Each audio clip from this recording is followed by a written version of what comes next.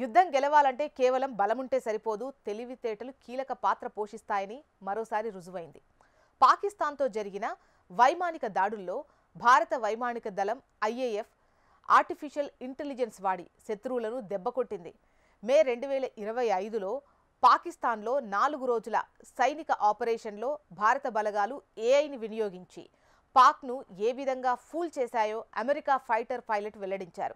America air force F-15A, F-16 పైలట్గా సేవలందిస్తున్న Ryan Bodenheimer operation సింధూర్ను ఆధునిక వైమానిక పోరాటంలో సరికొత్త దశగా అభివర్ణించారని IDRW నివేదిక వెల్లడించింది.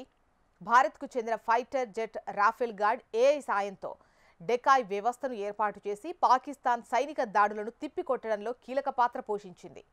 ఎక్స్-గార్డ్ వ్యవస్థను రాఫెల్ అడ్వాన్స్డ్ డిఫెన్స్ సిస్టమ్ రూపొందించింది. ఇది 500 watts 360 degrees jamming signals generate చేయడానికి ఆర్టిఫిషియల్ ఇంటెలిజెన్స్ను యూజ్ చేస్తుంది.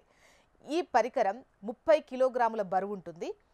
100 మీటర్ల పొడవైన ఆప్టికల్ ఫైబర్ కేబుల్స్పై విమానం వెనక వెళ్తుంది. దీని ప్రయోజనం ఏంటి అంటే ఇది అసలైన రాఫెల్ ఫైటర్ జెట్ రాడర్ సిగ్నల్ను డాప్లర్ ప్రభావాన్ని కాపీ చేస్తుంది. దాంతో శత్రువుల వైమానిక బలగాలు అదే నిజమైన రాఫెల్ ఫైటర్ జెట్ అని భావించే ఛాన్స్ ఉంది. అసలైనదా కాదా అని గుర్తించడం కష్టమవుతుంది. రాడార్కు కనిపించిన ఏఐ జనరేటెడ్ ఫైటర్ జెట్ ఆకారాన్ని చూసి రాఫెల్ అని పాకిస్తాన్ వాయుసేన దాన్ని కూల్చేసింది అని అమెరికా ఫైటర్ పైలట్ తెలిపారు.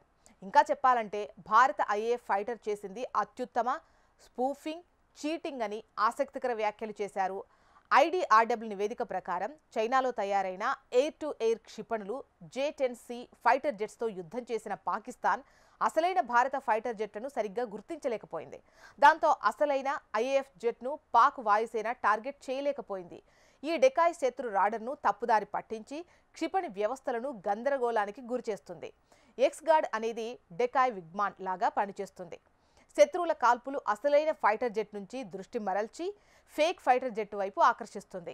Fibre optic link jamming pilot ఇలాంటివి చెయ్యొచ్చు. ఆపరేషన్ సింధూర్లో భారత్ టెక్నాలజీతో పాక్ను దెబ్బకొట్టిందని అమెరికా ఫైటర్ పైలట్ తెలిపారు. భవిష్యత్తులో వైమానిక యుద్ధాల్లో ఎలక్ట్రానిక్ పరికరాలు, ఏఐ లాంటి టెక్నాలజీ ద్వారా మోసం చేసి శత్రువులను దెబ్బతీయడం తేలికవుతుందంటున్నారు.